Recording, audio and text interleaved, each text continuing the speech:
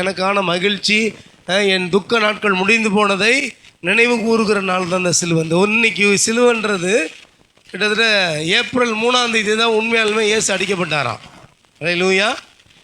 இன்றைக்கி புனித வெள்ளியில் இன்றைக்கி இயேசு கிறிஸ்து இந்த இதை ஏப்ரல் 3ஆம் தேதி 2000 வருஷத்துக்கு முந்தி என்ன பண்ணாருங்களா, அடிக்கப்பட்டிருக்கிறார். அதே 3ஆம் தேதி இப்போ திரும்பி வந்திருக்கிறான். கைதுட்டுங்க ஆண்டவருக்கு.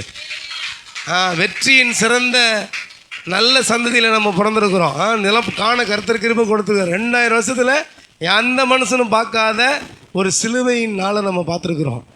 அல்லேலூயா. இந்த புனித வெள்ளி பெஸ்ட்டு புனித வெள்ளி. ஏன்னா ஏப்ரல் மாதம் 3ஆம் தேதி தான் உண்மையாலுமே இயேசு என்ன பண்ணாரா, சிலுவையில் அடிக்கப்பட்டு மரித்தார் என்று அங்கே எழுதப்பட்டிருக்கிறது. அந்த காலகட்டமும் இன்னைக்கு நாளும் ஒன்றா. இந்த மாதிரி ரேர் கிடைக்கிறது. நல்ல கரங்களை தட்டுங்களேன். அப்போ என்ன வர்றேன்னா அப்படின்னா, இதுவரை உயிர் மரித்ததுனால அனுபவிக்காத நிறைய ஆசீர்வாதம், இயேசு கிறிஸ்து மரித்ததன் மூலமாக நிறைய ஆசீர்வாதங்கள் இருக்குது. அது நிறைய ஜனங்களுக்கு தெரியாது. அல்லேலூயா.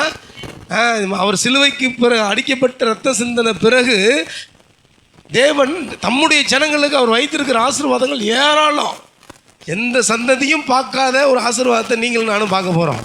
கரங்களை தட்டுங்க. ஏன்னா அந்த ஆதி திருச்சபையில் இருந்த அதே வல்லமை, அதே ஆவியனுடைய ஆளுகை, நான் சொல்கிறேன் தீர்க்க தரிசனமாக, நம்முடைய வேர்ல்டு சேஞ்சர்ஸ் சர்ச் மேலேயும் நம்முடைய பிள்ளைகள் மேலேயும் அந்த ஆரம்ப காலத்தில் இயேசு மரித்த பொழுது உயிர் தெழுந்த பிறகு ஒரு பெரிய வல்லமை ஜனங்களை மூடினது போல மரித்த பிணங்கள் உயிரோடு எழும்புகிறத இதே கும்பகோணம் பட்டணத்தில் நீங்கள் பார்ப்பீங்க. கரங்களை தட்டி ஆண்டவர் நன்றி சொல்லி. ஆமென்.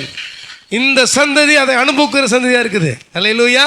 இந்த சந்ததி சொல்லுங்கள், நான் அனுபவிக்கிறவனாக இருக்கிறேன். பக்கத்தில் தட்டி சொல்லுங்கள், நான் அனுபவிக்கிறவனாக இருக்கிறேன். அல்லேலூயா. எதுக்குங்க?